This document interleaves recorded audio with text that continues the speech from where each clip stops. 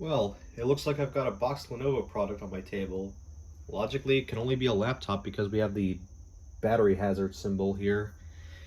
And the box is this big, so yeah, it can only really be a laptop.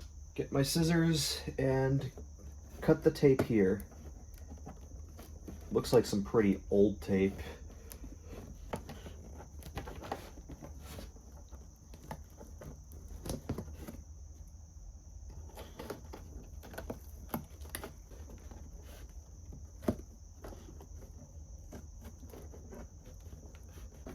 Might have cut away the flap a little bit. Okay, not really. Maybe just a tiny bit, but it doesn't really matter.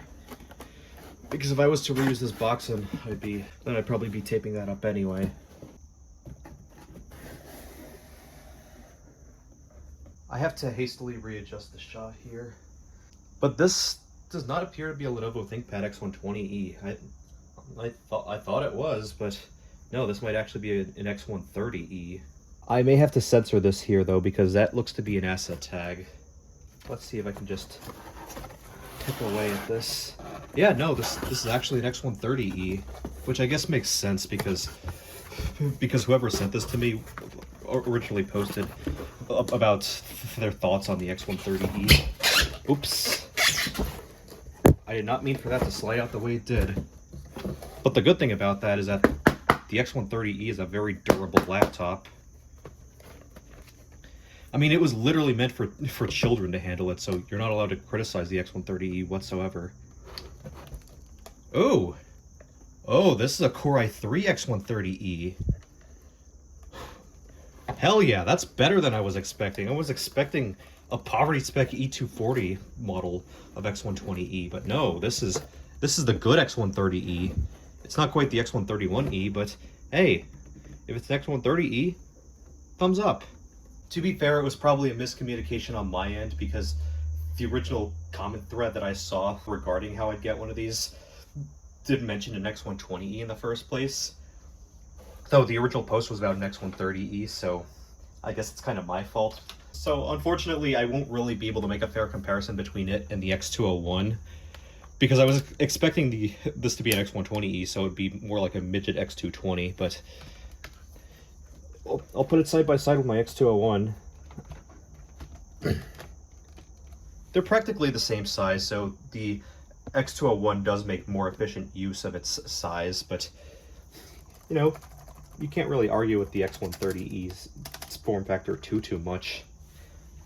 I mean, it was meant to be deployed to schools, and it's part of the Lenovo Edu series, so naturally it's going to be a little overbuilt compared to the X201, which is more of an executive laptop. And also, a little thing to know about the ThinkPad X130e is that there were actually two versions of them. There was the cheaper AMD version, which had either an AMD E300 or an E450, or there was also the Intel version, which either had I think it either had a Celeron, maybe a Pentium, and a Core i3. This is the good one. This has the Core i3. It's either the 2357M or 2367M, which is ultra low voltage, but it's still a Core i3. It still has 4 threads. It doesn't have turbo boost because none of the i3s did, but this was the fastest 11.6-inch laptop you could have gotten in 2012. Maybe aside from the MacBook Air at the time, and eventually the X131e, which had Ivy Bridge i3s. And also the X131e had a Chromebook version, whereas this didn't, but you could install Chrome OS Flex if you really wanted to. This is a Type 23382AU manufactured in May of 2012. So yeah, this is right in the middle of X130e production. Here's the battery. The person that sent this to me did tell me that the battery works, but they can't guarantee for how long. It's probably got pretty good battery life, at least when it was new, due to the low voltage components. And this is the 35 plus battery, 63 watt hours. Yeah, if it's pairing in ultra low voltage i3, then theoretically this should have some pretty good battery life. If we want to go over the ports, we have VGA, HDMI, a USB 2.0, Ethernet, headphone jack, which is also a combination microphone jack. The X130e does not have the little status light here for schools to use. That was introduced on the X131e. SD card reader, always on USB port, which means you can charge your phone or iPod or whatever from here.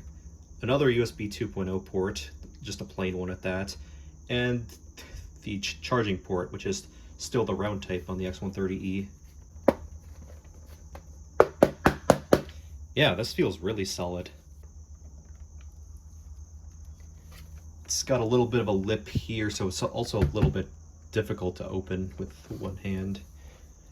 Although, given this thing's target demographic, that's probably a good thing, because you don't want kids breaking this. The keyboard is seen a little bit of wear, but it's overall in better condition than my X201 and T400. It's missing the little track point nut, but I have a spare. Also, a little thing I haven't taken out yet is the charger, because the person did send me the charger with this. Let's see what size it is. 65 watts. It's physically a pretty small 65 watt adapter, but this should work with the X130e and my X201, but not the T400, because the T400 has the ATI graphics, so that wants at least a 90 watt charger. The person who sent this to me did tell me that they wiped the hard drive for security reasons, but there should still be a hard drive in here. Okay, we got a charging light on the side. Let's power this on. See if I can get a bit of a better angle on here. Okay. F1 to enter the BIOS setup utility. This is on the March 29th, 2012 BIOS, and this has the i3-2360M. Not i3-2360M. i3-2367M, so this has the fastest CPU that you can get in an X130e. And also 4 gigs of RAM, typical for the time. Oh, this also has UEFI boot as well, which is pretty neat. Although that's not what I'm looking for. I'm trying to look for a hard drive identifier, which may not even be in here. Actually, let's try going to the boot menu and see if I can find the identifier.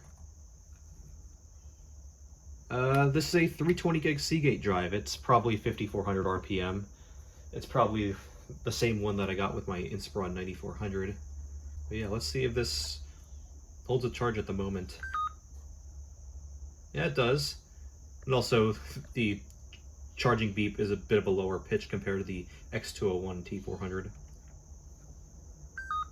And also another detail on these newer ThinkPads that I've never had before is that the X130e has the eye on ThinkPad light up. Stupid planes. And I'm pretty sure the X130e was one of the first ThinkPads that had the eye in the ThinkPad light up. That wouldn't be carried over to the mainline ThinkPads until the T440. Even though the CPU is soldered and can't be upgraded, I do like that the rest of the components are easily accessible. You could probably take apart enough of this housing here to get to the CPU and repaste it. We also have a single 4 gig RAM stick, so an upgrade to 8 gigabytes would be pretty easy.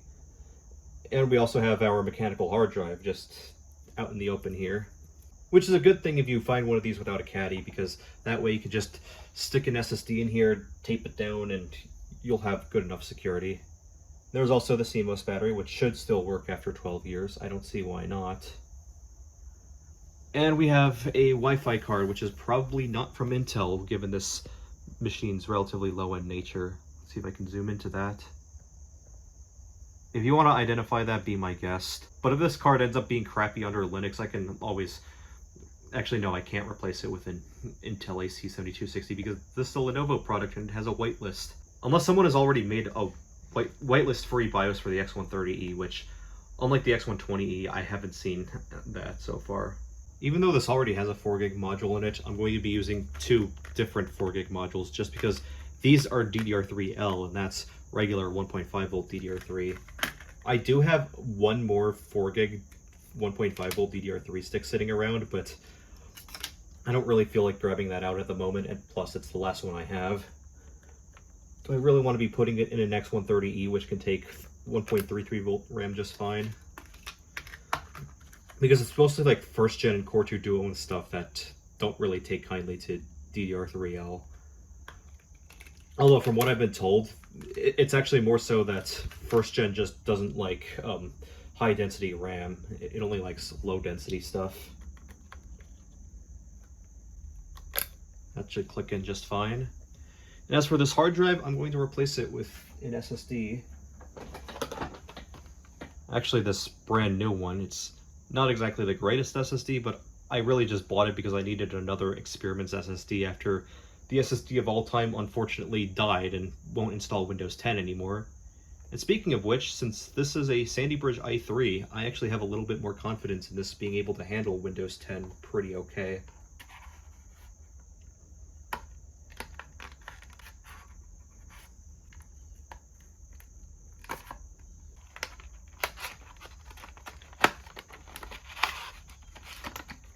Okay, there's our 256 gig SSD. We can just pop it out here and remove the 320 gig mechanical hard drive.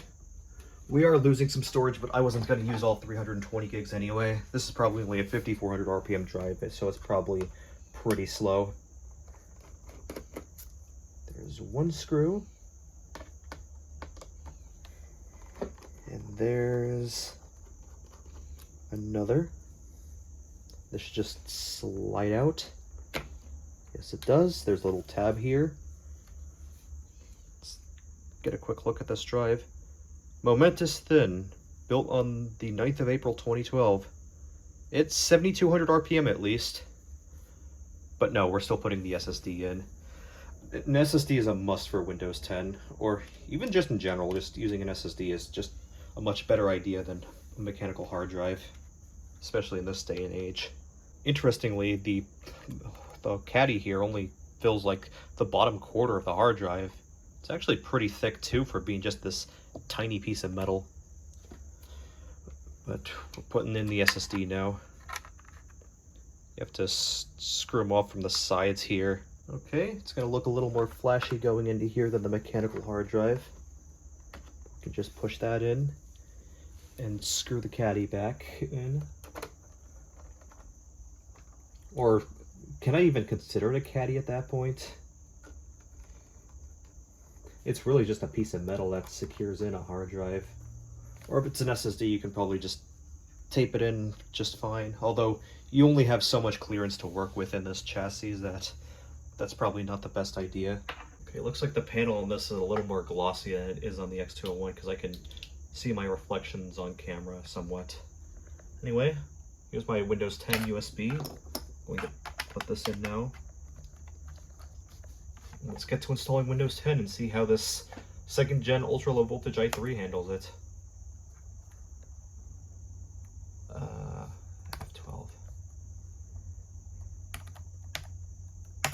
USB disk 3.2. I'm gonna say, even though this uses the chiclet style keyboard that wasn't very well liked on the ThinkPad T430 when it was debuted right around the same time as this actually feels really good. Although it was never really the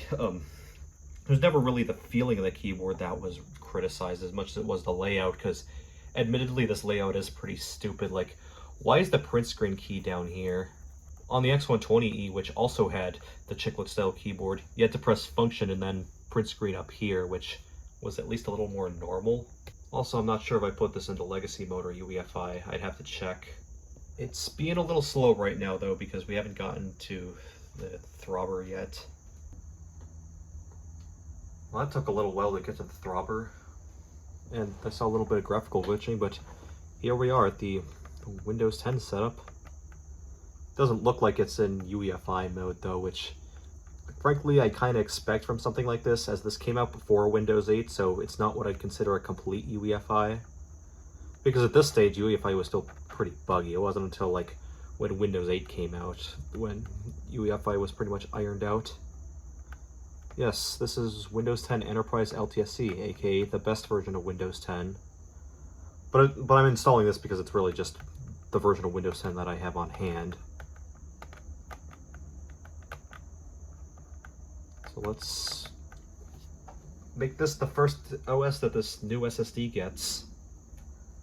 Actually, technically this is new enough that I could actually install Windows 11 LTSC on here, because it will install on as low as a first gen system like the ThinkPad X201, but it won't install on the Core 2 Duo based ThinkPad T400, because the first generation of Intel Core processors, like the i7 620M and later, those all have instruction sets that are needed for Windows 10 LTSC, particularly SSE 4.2 and the POP CNT instruction within SSE 4.2.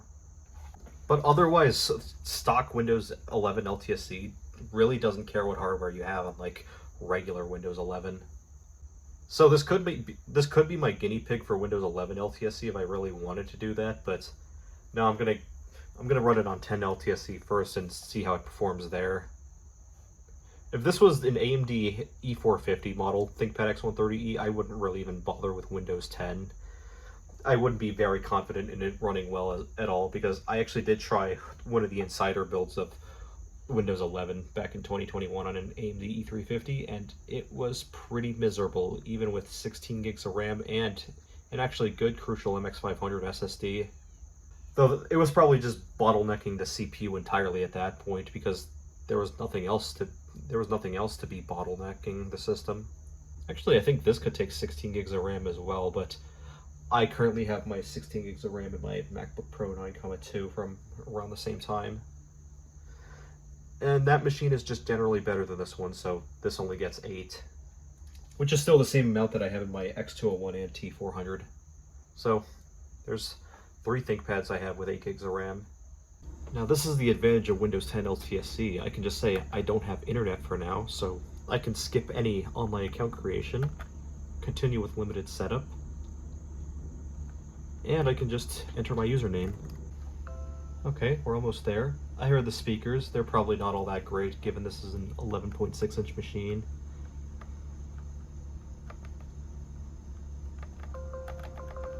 Oh yeah, that's pretty quiet. That's not great, but expected. Still got 50 minutes to a full charge. 41% battery. The battery's probably pretty worn on this, I'd imagine. But it is a 12-year-old education laptop, so there's that. Oddly enough, this didn't find my 5 GHz network. I guess the Wi-Fi card in here is just that budget. Again, if I can find a whitelist-free BIOS for the X130e, then that would be great, because I have some Intel AC7260s just sitting around that I don't really have a use for. I think even my T400 and X201 can detect my 5 GHz network. So why this can't is not really baffling, but kind of just odd. Also, I'm just going to let Windows Update try to get the drivers, because I don't really want to have to re-download all these drivers for a machine that's completely different from the one that I was expecting. Get fucked, Microsoft. Whatever I can do to not use Soy 11. Now just to do my usual tweaks, since we have a graphics driver installed. I do not want to go under display settings, though this does have a 1366 by 768 screen resolution, which is normally a bad thing, and yes it is, because that screen resolution is not exactly the most workable in 2024, but for an 11.6-inch display, it's actually pretty okay. It's relatively pixel dense compared to the 14-inch that you'd usually find this on. I want to go to colors.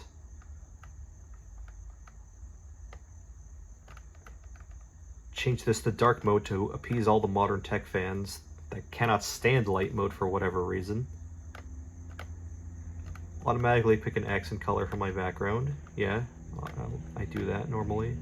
Oh, this machine hasn't been the quickest so far. I mean, that's to be expected. This is not exactly a high power CPU. And I want to show the accent color on the title bars and window borders. Why that's off by default, I'll never know, because I actually like having the title bars turned on, so that way I can differentiate what windows are actually active and which ones aren't. And why that wasn't added until 15.11, I'll never know. Next, I want to go to the mouse settings. If this will actually search, the CPU is probably being slammed right now. Let's change the mouse pointer, display, or speed, because this will bring us to the old control panel options. I usually like to have an extra large black cursor on high-res, high DPI machines, but I just like having the large black cursor in general, and enable pointer shadow. I like to have that so that way I can actually tell it apart from the background. And yeah, that looks pretty good. Now I just gotta restart so everything will look normal. Well, okay, I actually want to get rid of the search box because the search icon in modern Windows 10 looks really stupid. Also, I'm just going to say this, I genuinely do not like this trackpad. It's not exactly all that responsive. Part of it is because of this texture, which isn't really worn out, surprisingly, or somewhat surprisingly, but it does not feel all that nice, and the clicks also aren't the most responsive either. A friend of mine called the X230 trackpad hand cancer a couple years ago, and I can kind of see where he's coming from. So to alleviate that problem, I'm going to do what the ThinkPad user always prefers, is using the track point. I took this off my T400 for now. It kind of just fell off, but yeah. Okay, this doesn't feel all that great either. Maybe it's just this particular cap just kind of sucks. Because it kind of just fell off the T400 for some reason. I'll see if I have another one that would fit this better. Maybe it needs to be something a little more firm. The trackpad sucking is not a knock against this laptop specifically, because even the significantly more premium ThinkPad X220 also had this terrible trackpad. That's not an X130e specific problem, but it's one that the X130e inherited from the X220. Anyway, I got some track point covers. I had these just sitting around. 2 of these are for Dell. We won't be using those. And I test fitted most of these. This one is pretty worn. It's not very comfortable even on this machine where you want a more firm track point cover. So I have 3 types here. I have the inset dish type, which is not very common, surprisingly, but I remember Mom had one of these on her X31 after the cat's tongue kind of just wasn't really all that good anymore. I have a pretty worn cat's tongue, and I have a fresh and new cat's tongue. The cat's tongue is not very well liked when it comes to ThinkPad track points, but I'm pretty okay with it. I'd much rather use the cat's tongue over this terrible trackpad any day of the week. But I'm going to use the inset dish track point just because I've never really used it before. Or if I have, then it was a long time ago, so I don't really remember. It looks a little stupid on this machine because it expects a bigger basketball texture track point, but it's actually nice and responsive if I can actually zoom out and demonstrate. Yeah, there we go. It's nice and fast now, so now I won't have to use that terrible trackpad anymore. It's been several hours and I got things set up the way I like under this Windows 10 install, so now I can actually give a couple of thoughts on the X130e. So one thing I noticed is that the ThinkPad, the LED on the eye actually pulses a lot slower than it does on Dell laptops where the power LED will pulse. And it's very different from the ThinkPads I'm used to where, let's say my X201 just has a static sleep LED, and it's a dedicated sleep LED at that. The camera's not really focusing very well, but you get the point.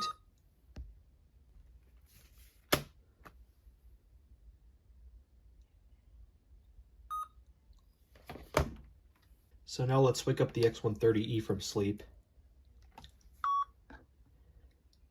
Yeah, that's another thing I noticed, is that the beep is very different from the X201. This just generally has lower pitched beeps.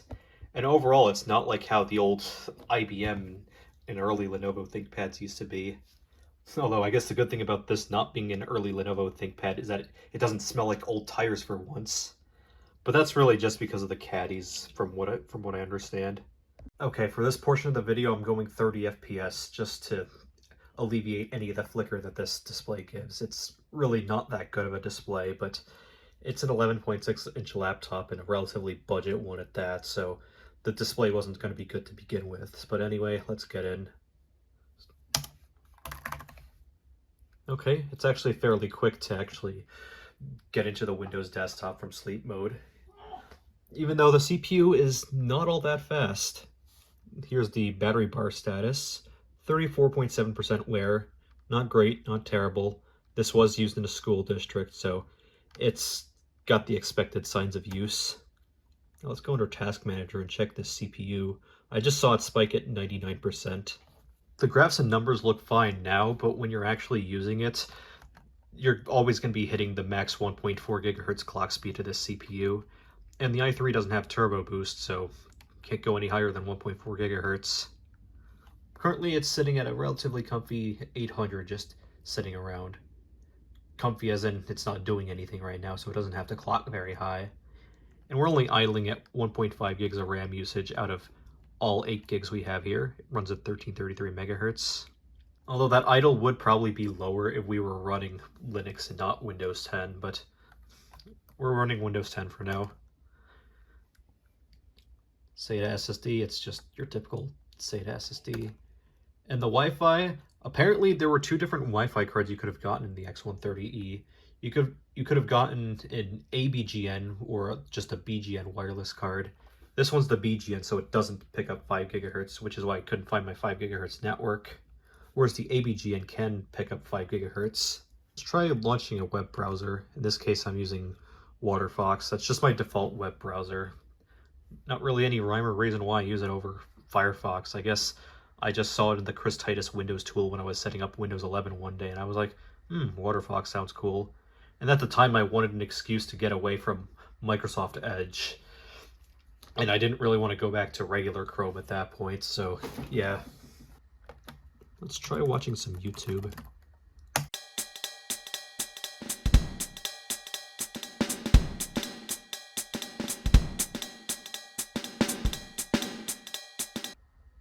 That took a while to fully load in. And I have Unhook in the background just hiding things as well, so that may or may not be helping. Let's check the CPU under Task Manager now. Okay, yeah, it's basically floored at 100%. It's not looking terrible right now, but let's actually try and watch a video.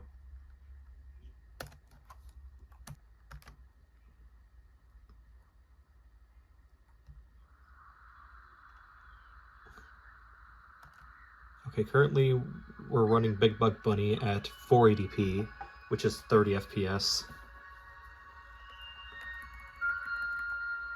I tested 480p YouTube earlier and it was mostly stable, although we did drop a couple of frames, especially when... I forgot what I was going to say. Especially when we were doing something else. How did I not remember that? I can check under Stat for Nerds. Okay, we haven't dropped any frames yet.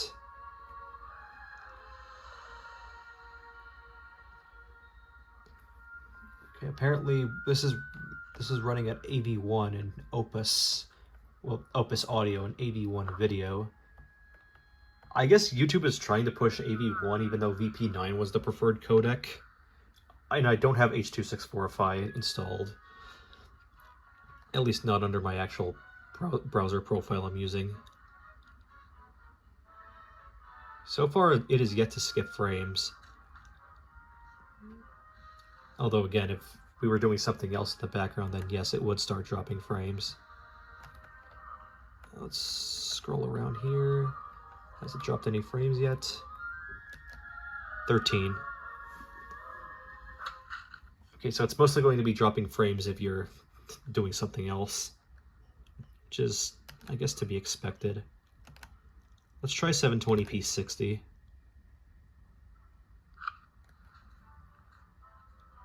Okay, it's dropping frames.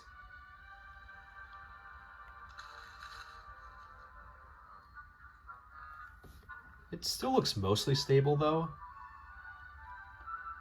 I guess so. You can't really see it very well because I'm filming at 30 FPS just so, you know, just so the flicker isn't as bad. Okay, now let's see if this can do 1080p 60. Forget about anything above.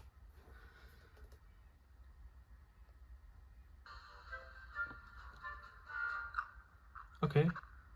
So far it's not doing too bad and it looks pretty sharp. Oh, now it's starting to drop more frames.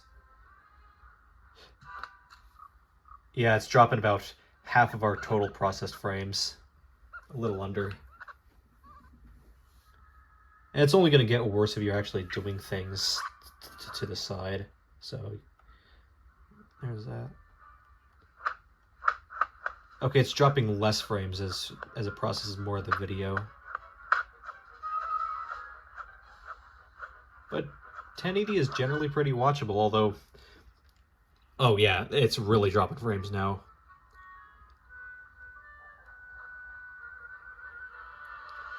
Yeah, that really dropped. Oof. You probably want to be watching at 720p 60 or lesser on this laptop, or on this kind of hardware in general. Which is frankly expected, because when I looked on Passmark, this has roughly the same CPU power as the Core 2 Duo P8600 that's in my ThinkPad T400. And that comfortably does 720p at best. Okay, yeah, that was after watching YouTube and doing a little bit of Fediverse scrolling. The CPU graphs are not looking great. Although the RAM usage seems to be still fairly low. Although that's probably because it's using less RAM, because I have 8 gigs in here, not 16. Whereas if we had 16 gigs, then Windows would just use more by itself. If this thing installs LibreOffice faster than my old Latitude 5490 I used to have, that's just going to be sad. Not for the X130e, but for the 5490. That thing was genuinely a piece of junk. It was really, really slow at times, because the CPU would often keep throttling the 400 megahertz for no apparent reason. I think that thing just had a bad board.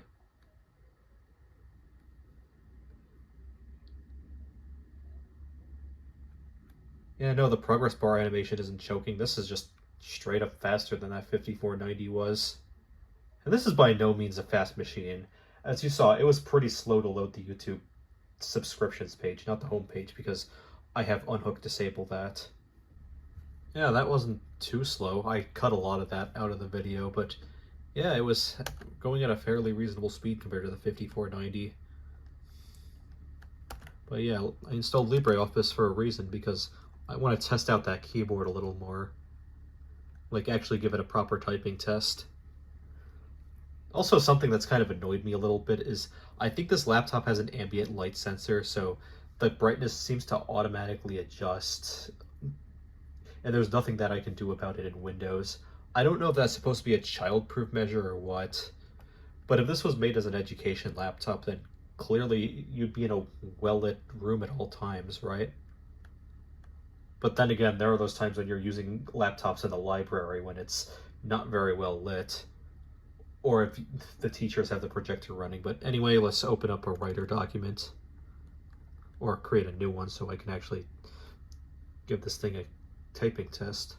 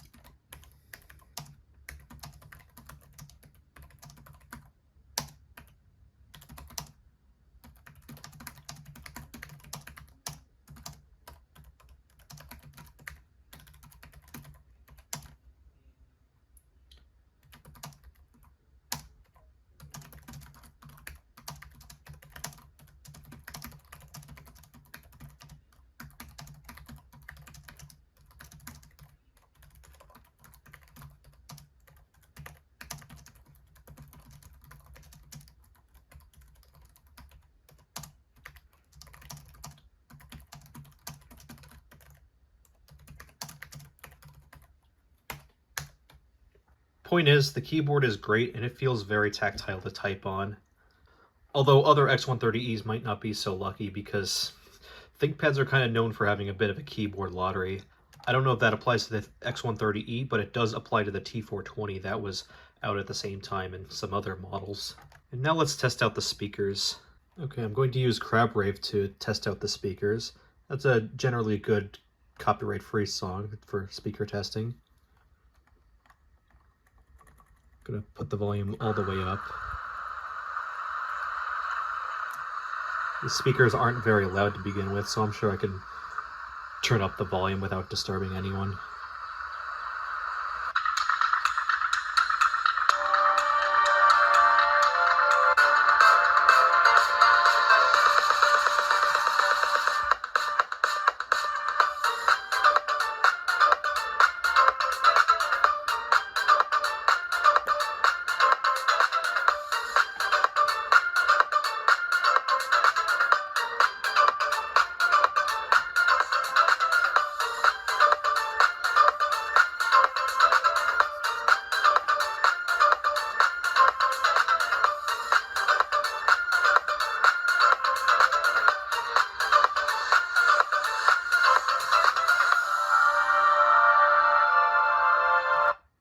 Okay, that's actually reasonably loud at 100%, especially considering this laptop's size. Might actually be louder than the X201. They don't sound great, but ThinkPad speakers have never been great. These are business laptops. They're not meant for multimedia. Let's see how this handles local video. This clip is going to be 1080p 60 at H.264. Okay, it takes a little bit to load in.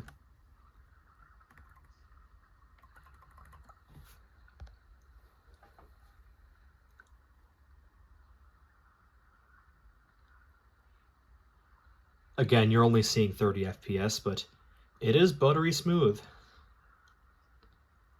Then again, it probably helps that this is an H.264, not VP9 or AV1 or whatever YouTube likes to default to.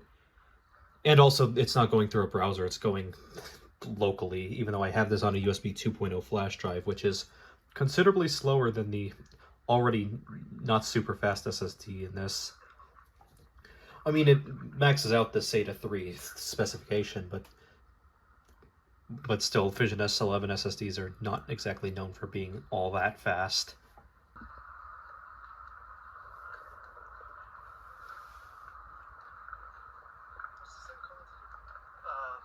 Walkway over the Hudson.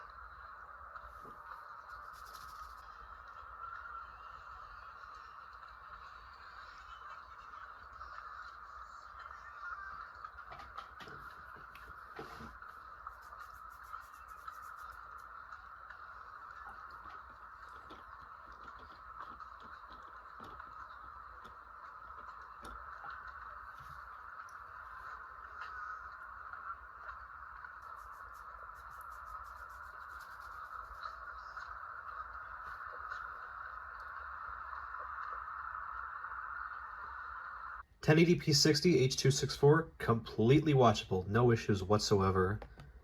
Now let's see how H.265 fares on this X130e. Oh. It's not doing so great with H.265.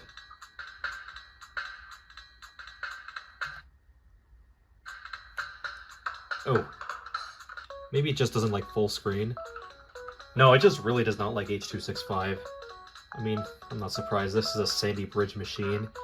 And H.265 wasn't even out until 2013, so about a month after Haswell launched, actually. And no, it's not a full screen thing. This just does not like H.265 whatsoever, so H.265 is a fail.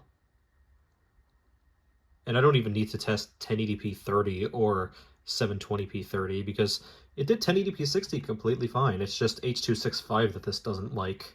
No, dumbass! Are you crazy? And this is HEVC X265 10-bit. This works just fine, actually. Maybe it's just the AMD encoder that this laptop doesn't like for some reason, which I guess that's kind of expected, but also X265 works just fine and doesn't really drop any frames, although the test I was using there is 1080p 24 frames per second, as is industry standard for anime. Now here's a little oddity that I would like to point out. I'm going to open up Windows Explorer because that ties into what we're going to be doing. So this X130e has a card reader, so we can just stick the card in as such. It's going to protrude on this one, but that's just the way it's designed. But nothing's coming up because apparently the card reader doesn't seem to work under Windows 10 on the X130e. But then again, the card reader seems to be a somewhat common failure point on the X130e, because I know the Maritime girl used to have one, but she had the AMD model with the E450, and the card reader failed on her only a year after she got it, so in 2013. But from what I see under Windows 10, the driver for this device has been blocked from starting because it is known to have problems with Windows. So I guess the Windows 10 driver, regardless of which one you use, just does not work. So I guess Windows just disables it by default. I don't know if you can force enable it or anything like that, but it's not really a big deal. You can always use an external card reader with one of these. You have 3 USB ports on like modern laptops, so there's that. And plus, if I was really reading cards, I'd just use my X201 or any of my other laptops with a card reader anyway. Okay, yeah, those download speeds are terrible. So bad that the upload speeds are actually faster. 33.6 megabits per second upload, whereas we only get 15.7 download. Whereas I think my network does like a gigabit theoretical max download and 50 megabits or so max upload. Our ISP really gimps us on upload speed for some reason. Also, I've been running this on battery the whole time. I've been running it for about an hour now, so we're probably going to get roughly 2 hours of battery life or so. So it's not horrible. Well, okay, it is, but compared to what I'm used to on laptops of this age, even my X201 and the T400, that's about in line with what I'm used to.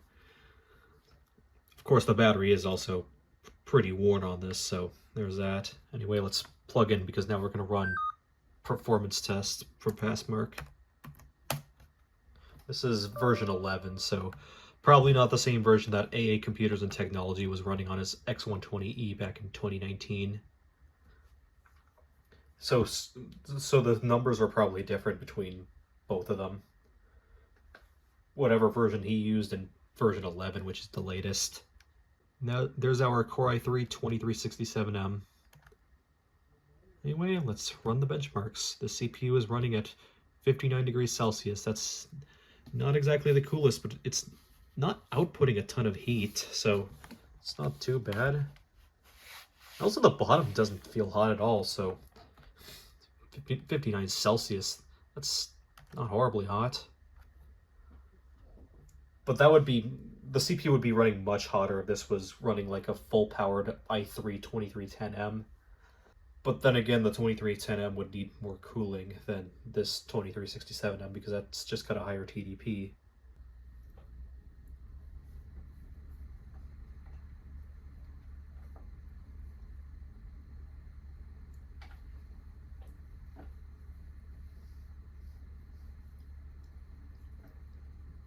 The 3D test was stopped by the user before completing.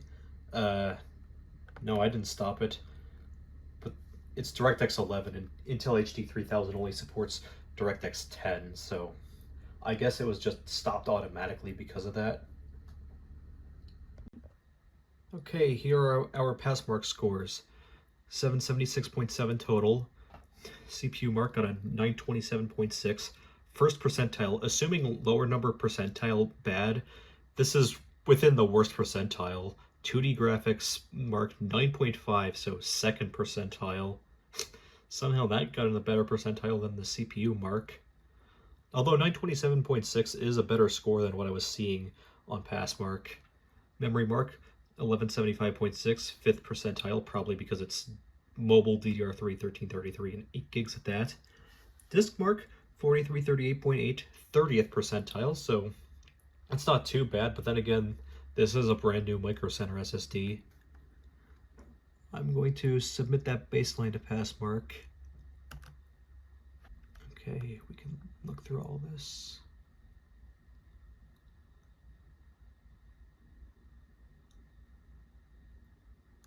Overall Passmark rating was calculated without running the 3D graphics test suite, so it can't be directly compared to machines for which all the test suites were executed, in which if you're running an X130e like this, then you're probably going to get the same result because DirectX 10 limitation. So let's get a quick look at all these sub-scores. Passmark, CPU mark, 2D mark. We're not going to do the 3D mark because that didn't complete. Memory mark and disk mark. I could test Passmark on the T400 and X201 as well, since those also have 8 gigs of DDR3 and similar SSDs. Well, okay, the X201 actually has its original OEM Toshiba SSD, but regardless, I'm not going to run Passmark on those because they're running Linux and it's probably not going to be a fair comparison. And plus, that would take forever and it's already pretty late as is. The only thing I can't test at the moment that I would like to test is how this could sustain a video call, even if it's just a two-way video call. But I will let you know how that goes if I do try it out. So overall, what do I think of the ThinkPad X130e? It's actually a pretty neat laptop. Yeah, it's not the most powerful thing on the planet, but then again, no 11.6-inch laptop is, or was for that matter, because 11.6-inch laptops are a dying breed. And this is the more powerful ThinkPad X130e, because, as I mentioned earlier, there was also an AMD version, which was quite a bit less powerful. I don't think that one would really hold up too well today, whereas this one is actually fairly usable, provided you're patient.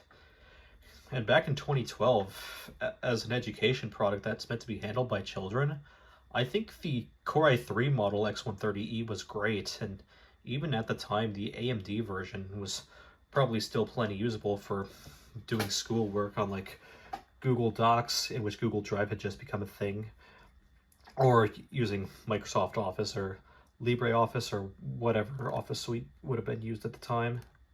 And also 2012 internet was just much less bloated overall than it is today.